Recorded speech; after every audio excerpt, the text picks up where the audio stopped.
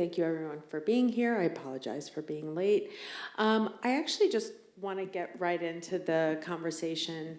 I think a lot of people in the Democratic establishment, and I would even say, in the kind of bipartisan, squishy middle of the American system, were really surprised about 10 years ago to find out that a lot of people, not just in the US, but in the world, were not happy with the liberal post-war economic order. I think it had worked for a lot of us, but we were surprised to know, I think I was one of the people surprised, that it hadn't worked for a lot of other people. And I wanted to start with that. Like, what is it we missed? Katherine, do you want to start? I'd be delighted to. Julie, I think you teed up that question in exactly the right way, which is, let's say 2016, Donald Trump wins on a strong message of trade policy belligerence. Mm-hmm. And it's interesting because it does right after Brexit. Just a couple months after Brexit, right. Yeah, so 2016, 2 votes that rocked the world. Mm-hmm. But for, say, someone like myself who's been working in trade policy since the early 2000s, and then for all the people who have been doing trade policy, who've been adjacent to trade policy, who have been affected directly by trade policy and negatively, it's been going on for over a generation. I guess in retrospect, I realized I should not have been surprised. Mm-hmm. And ever since then, it's about connecting the conversations of those who were surprised with all of those people for whom 2016 was a moment of chickens coming home to roost. Mm-hmm. This has not been working for a long time, and now you all know it. Mm-hmm. The way you described the post-World War II world, mm-hmm. that it was a built on liberalism and that it created a lot of wealth and that we were all surprised in 2016. I think it is worth tracing that back and looking at some very serious economic historians' interpretations. It is important to note, and I find it very persuasive, that after World War II, there were actually 2 economic and political orders, not just one. And I think it is really important to distinguish, because if you think that the world that we're living in right now is directly the result of the world that we tried to rebuild in the 1940s, post-World War II, learning all of the lessons from the Depression, from the era of the Gilded Age, from the horrors of World War II, then I think that you will be lost about why we are where we are. We had in America the New Deal. And after World War II, we had an attempt, and this is my interpretation with close colleagues of mine, a desire to internationalize the principles of the New Deal, a faith in government to be a part of the solution, a faith in institutions to reinforce systems that would prevent us from falling down into the dark, dark hole that we had just climbed out of. That system was built on the economic thinking of John Maynard Keynes, the spirit of Roosevelt, and it actually kind of runs out of steam in the 1970s. And by 1980, with the election of Ronald Reagan, you have the advent of Reaganomics, you have Milton Friedman take over from Keynes, the Chicago School, you've got the elevation of trickle-down economics to dictating our domestic economic policy. You have it then internationalized through institutions like the World Trade Organization. And this has been built on magical thinking. Trickle-down economics is magical thinking. It is the theory that you can pump all of the benefits, all of the preferences, all of the beneficial policies, direct them at the top of the heap, at the most well-resourced, most moneyed, most politically powerful entities in your economy, and you can rely on some kind of magical economic gravity to trickle it down to the middle and to the bottom. And now, over the last 40 to 50 years, what we have seen with our own eyes is that there is no trickle down. It doesn't trickle down. All of the wealth that's been created, the GDP growth, it has largely been collected at the top, within societies, and across countries, leaving vast amounts of the world's population and Americans behind. So I think that is a really important part of understanding how we got to where we are now. In the immediate post-war Bretton Woods construction phase, the IMF is created, the World Bank, and the International Trade Organization is what is negotiated amongst the free countries, post-World War II, and the newly liberated colonies of the Global South, largely. What we don't tell the story often is that the ITO doesn't materialize because the United States Congress cannot pass it, it's the Senate. And why the Senate cannot pass it? It's because US big business interests lobby against it. What's in the ITO? There are the tariff cuts that are the only part that survive. There are, interesting to look at from the vantage point of 2026, there are enforceable labor rules and anti-monopoly rules. So the original vision of a world trading system coming out of that immediate post-war system is a comprehensive one that is looking at capital, that is looking at labor, and that is looking at the power problem that you have when you've just come out of a period where you have fought off fascism and you are really worried about communism and these twisted combinations of state and the private sector working together. So that's how I would set the table for what we saw in 2016, where we are in 2026, which is all of the excesses from a vision post-World War II that has been distorted over time. Right. Thank you for that. Matt, I want to go to you because I would say you are one of those who was not caught off guard by 2016. As somebody who worked very closely with Senator Bernie Sanders, you guys saw and channeled a lot of this. Can you tell me, like, looking kind of from the inside of the kind of left, center-left side of the American political spectrum, do you think the political establishment has kind of learned some of these lessons, has figured it out, or are you still kind of screaming into the void? Well, first, thank you, and thanks everyone for being here. You know, to answer the question, I want to go back a little farther, not just 10 years. I want to go back about 16, 17 years before 2016 into the late 90s, early 2000s, alter-globalization movement. This is kind of where I got my entry into political activism. This was the movement that protested the WTO in Seattle, that protested the World Bank and the IMF here in Washington in April of 2000. But even that, those protests represented the moment when that movement broke through from the global south into the global north. As you said, this is something that was bubbling up. There was activism at previous rounds of the WTO, in Doha, elsewhere. But that was the moment when activist groups, networks, with colleagues in the global north really kind of made their presence felt. And that was a hugely important critique. That was these global south countries saying to the global north that this system isn't working for us. It is promoting corruption, it is promoting inequality, it is promoting environmental degradation, it is dangerous. This gospel of neoliberalism is false. And I think that was an important moment. Now, of course, I remember the establishment here. There was a very famous Tom Friedman column which dismissed all of this as flat earthers, or I think it was, 60s radicals looking for their fix, their protest fix. But it was all scoffing because right back then, if you remember, this was the Thatcherites saying there's no alternative, and Tony Blair, whose argument was we might as well be arguing about the weather. This is just how the world works now. But it turns out, guess what? There was a lot of validity to that critique. Unfortunately, I think we had this situation where 9/11 really kind of big-footed what could have been, I think, a growing movement, and everything became about terrorism.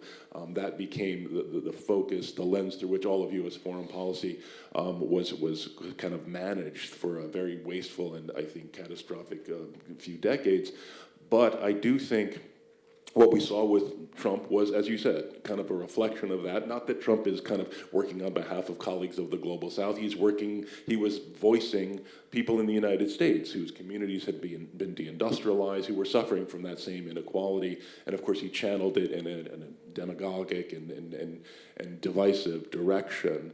I'm biased here, but I think Bernie obviously had seen some of these things too, and was trying to channel it in a more unifying way. And there was, as I recall, in the early days in 2016 of that 2016 election, there was quite a bit of overlap actually between people who were torn between Bernie and Trump, right? Because of that message. Yeah, I think that's right. I mean, let's also remember Ross Perot in the 90s, who made what I think turned out to be a fair, valid critique of NAFTA, which is that you're going to lose jobs, they're going to be sent to places where labor is much cheaper, and there are efforts to frustrate and suppress labor activism, and that's where corporations are going to go if you remove these regulations. So, but I do think there was an effort after Trump won on the part of the foreign policy establishment to kind of grapple with some of the lessons. I do think the foreign policy for the middle class project that Jake Sullivan oversaw at Carnegie, I think was an important kind of, the first step in recovery is admitting you have a problem. And I think that was a first step there.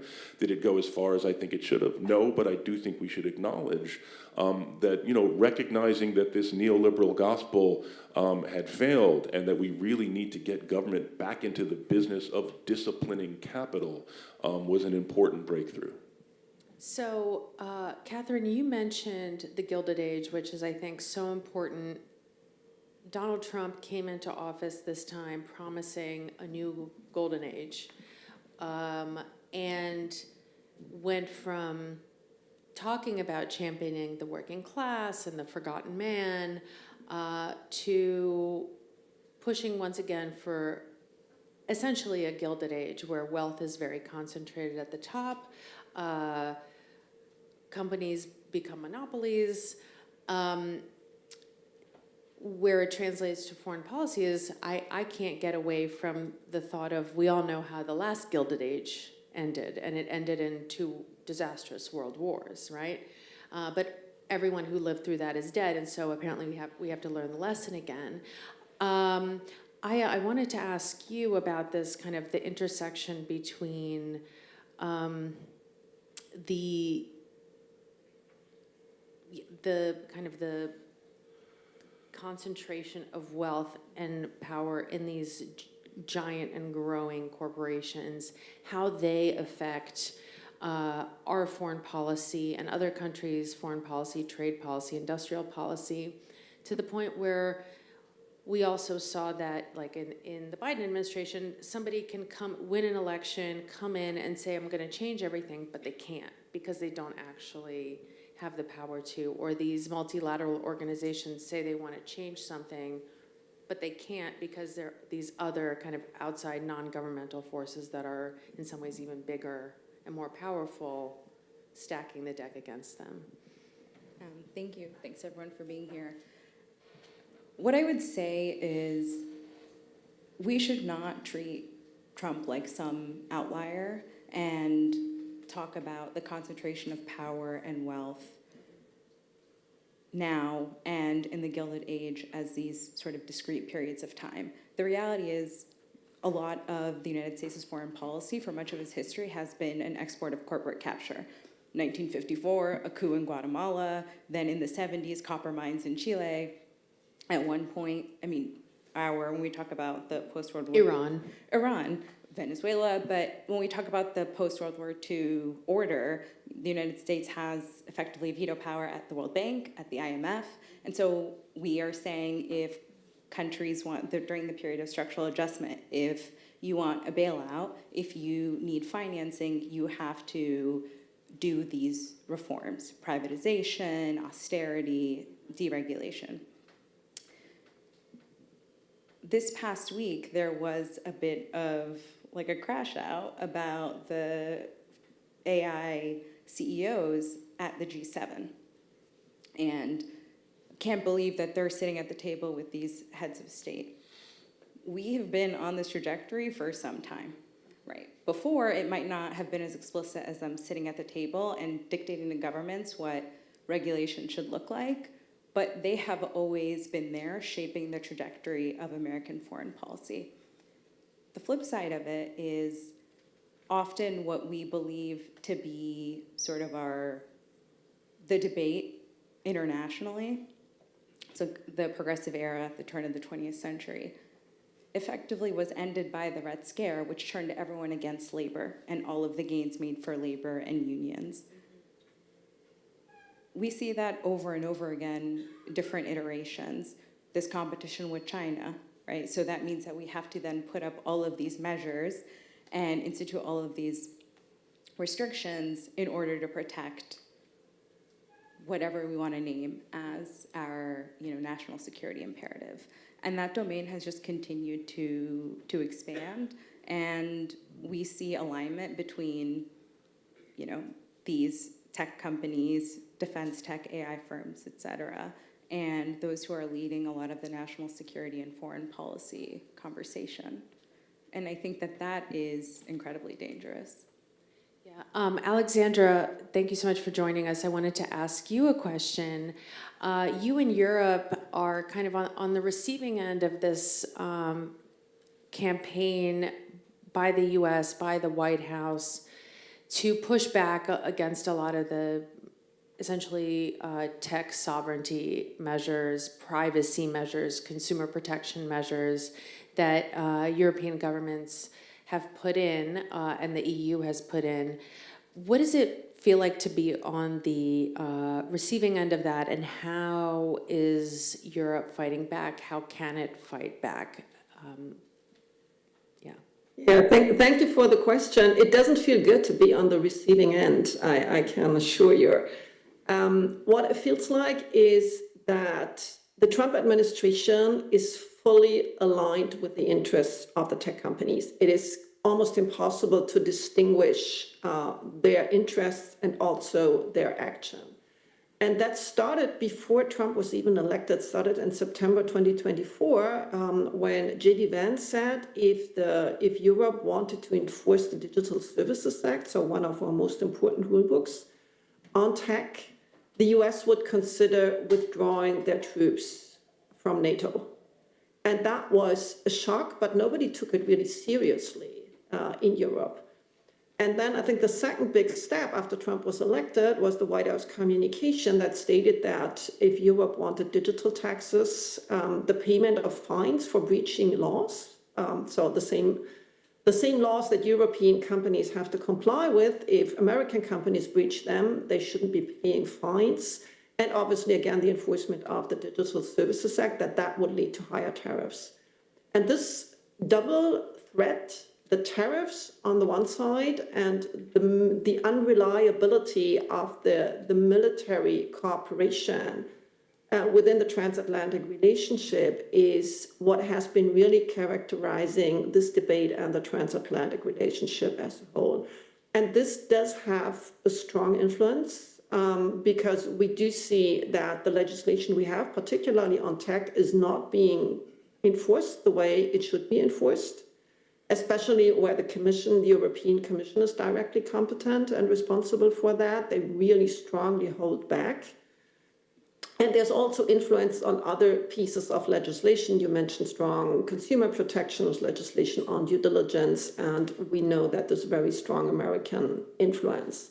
So it's the US administration, it's the tech company lobbying, and obviously it's also the influence of social media on the political level, on the kind of public opinion, because they boost far-right parties and extremist parties in general and really dim and censor the more moderate or progressive parties.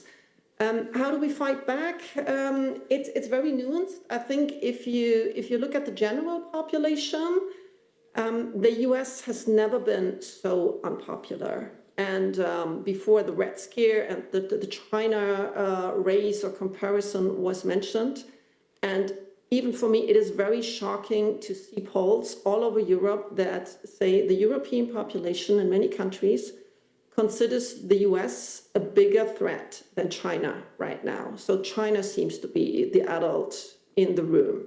And I think that is extremely concerning.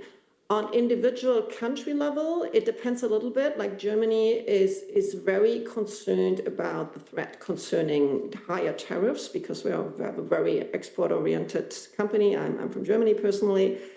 Eastern European countries rely very strongly on the military cooperation with the US, but also have huge concerns about Trump's stance around Putin. While countries like France and Spain are very strongly pushing back, pushing for stronger enforcement of our laws and a more independent stance of Europe in general and on foreign policy. But they do feel the heat, especially Prime Minister Sanchez has been strongly attacked, for example, on X by Elon Musk, who has been also riling up far-right parties against him in the country. When Sanchez stood up for more transparency on algorithms, but also against the war in Iran. So it's a very nuanced answer, and I don't think it's effective enough right now.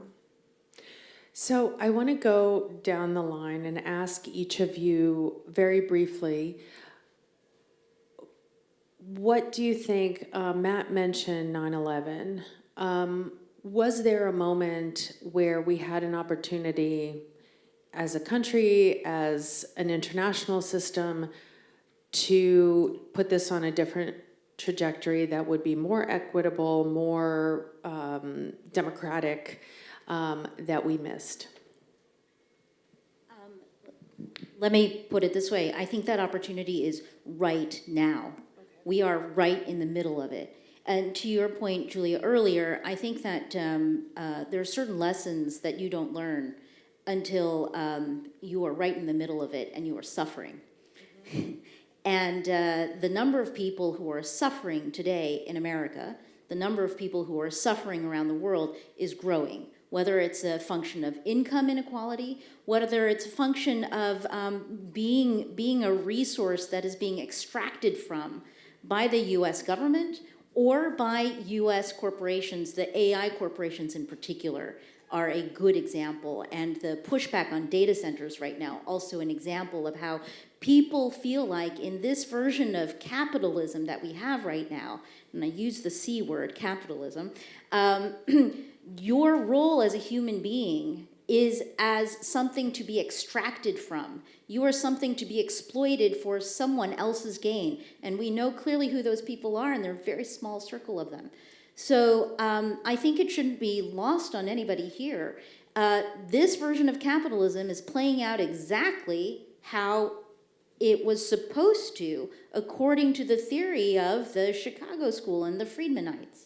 We shouldn't be surprised that we are here. Now that we are here, what are we going to do about it? And I think that this is the opportunity to start changing that tide, and I think we are seeing evidence of it every single day.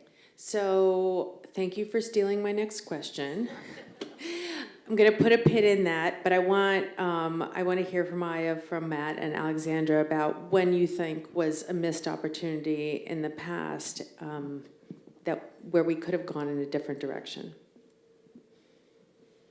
I mean, I think I generally have to agree with Ambassador Tai because we look backward, and I don't know that helps us other than to the extent that we need to actually start internalizing lessons learned, because time is a little bit of a flat circle and we seem to not be internalizing anything. But what I would add is, okay, so if the time is right now, what is our number one priority? And I would say it's to organize. Institutions have failed, so you need to be organizing in your communities, right? You need to be organizing in your neighborhoods, whatever groups you are a part of. People need to be reminded that they have agency, because if the moment is now, then you need people to act. But if they feel like they don't have power to do so, whether it's to stop a data center in their community or whether it's to ask for a raise at their job without losing that job, then this will be another moment where we look back and say, that was a missed opportunity. If I may jump in, I can't see the room, so. Go for it, yeah. Yeah, I would totally agree. Rather than looking back, I would say really the crucial moment is right now. It's this moment. And the one thing I would ask you to do is make your voices heard in Europe as well.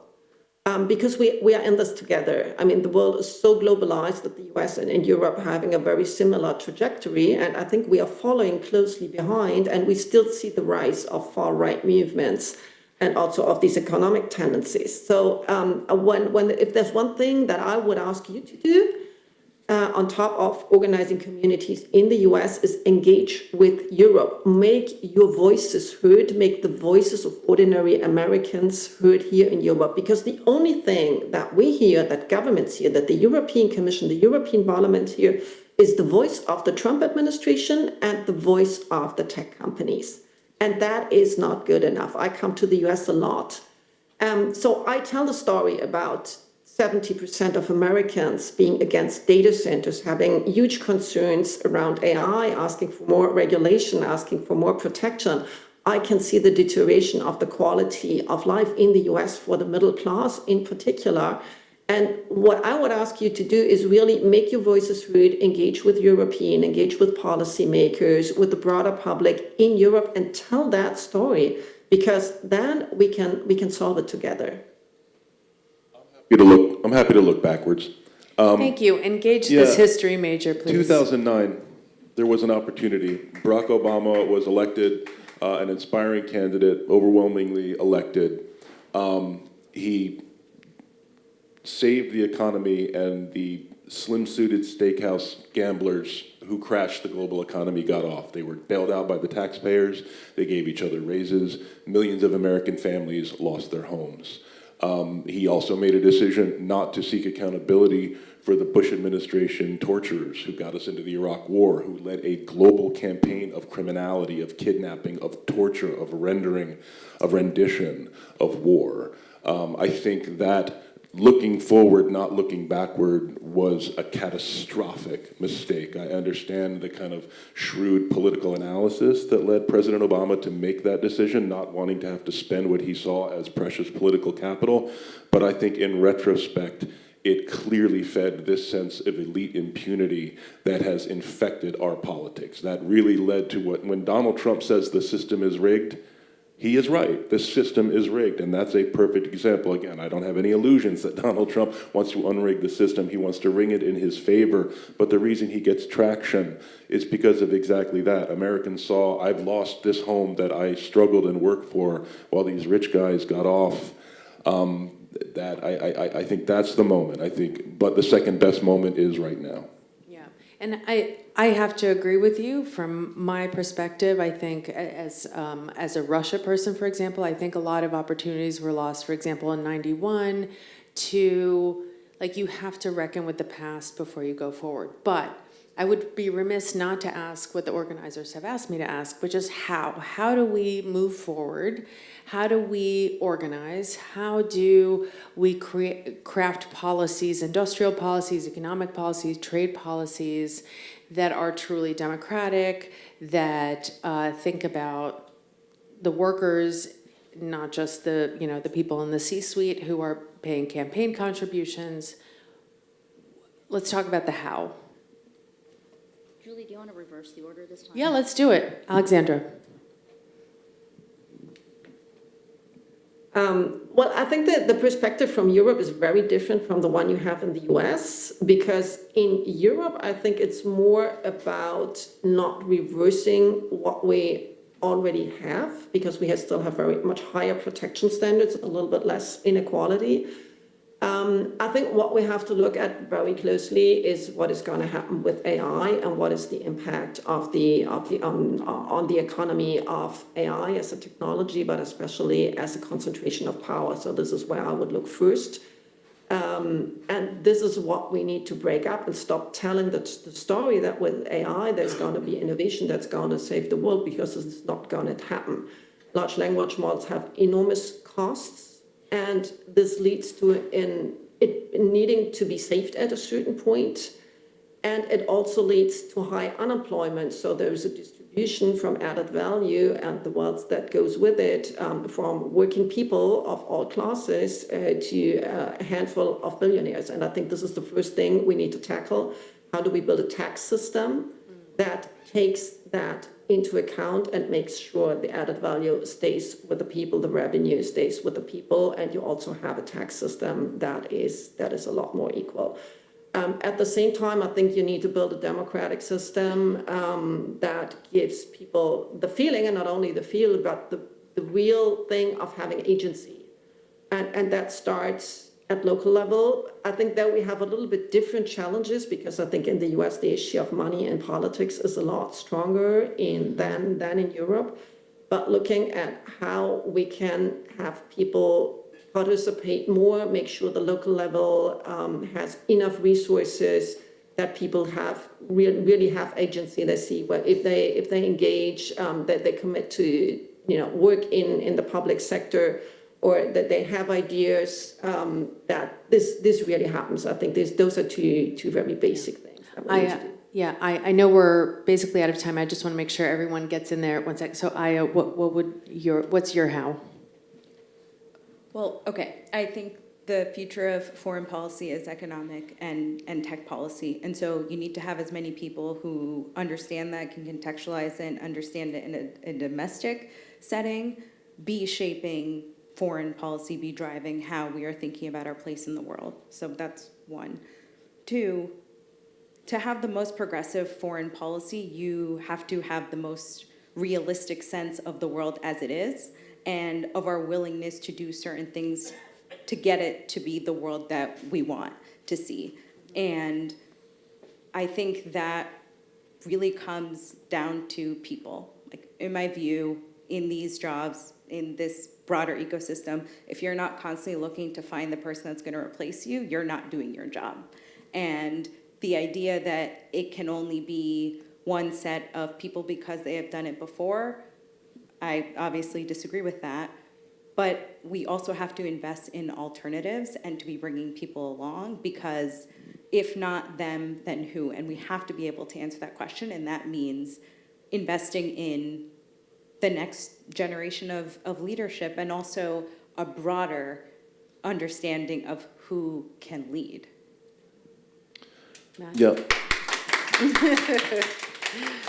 I would say the one thing is campaign finance reform. I think, as we just heard, our European colleagues look with absolute amazement at our system of campaign finance, which is just a system of legalized bribery. I mean, it is an outlier among modern developed democracies. It's absolutely absurd, and I understand this is a tall order. I mean, we have a Supreme Court that, let's say, is not very friendly to this, but I also think it's worth noting that Citizens United was not the first. I mean, this was the most egregious step, but that was only the latest in a long series of rulings that treats money as speech. Ultimately, if we are serious about this, we are talking about a constitutional amendment to redefine campaign finance. Again, that's a tall order. It's going to be a long process, but we have to start that process now. We have to make that argument, because not only is it right, it is a winning issue. American voters regularly place anti-corruption very high on their concerns. Thank you. So I'm going to go back to Barry's title for this conference today. Is it the next American Revolution, breaking oligarchy and creating democracy, building a new democracy? I'm sorry, there were a lot. Okay, but I got the main words in there. When we're thinking about what we need to move towards, I don't think it's about tweaking on the edges. And the different panels that have been up here today and the additional ones that will follow are all getting at different facets of the problem that we have. There is a problem of oligarchy that we have here. That is about political power, and it is about economic power and how they have fused together. So campaign finance reform has come up a couple times. In the foreign policy and trade realm, the problem of the collapse between the U.S. national and public interest with U.S. corporate interest is a manifestation of the same issue. What we need to move towards is a completely new system undergirding a completely new political and economic order for the U.S. and the world. And it has to be one that gets us past the framework of oligarchy and colonialism. And what both of those have in common is we need to move to a new political and economic system that gets us past this very traditional framework of domination. And I think that for me, from where I sit, and I am a trade person and I'm a part of this world, I'm not the entire world, that for me is the through line that cuts through the domestic, the international, the political, the economic, the high and the low. How do we get ourselves to a place where all of the rules aren't about how to dominate others? Well, I hear you all. I worry, as a history person, that those kinds of new systems come into place usually after some kind of cataclysm wipes the slate clean, and I hope that that's not where we're headed. I wanted to thank our panelists, our audience. Please thank our wonderful panelists for their brilliant insights, and thank you for the organizers.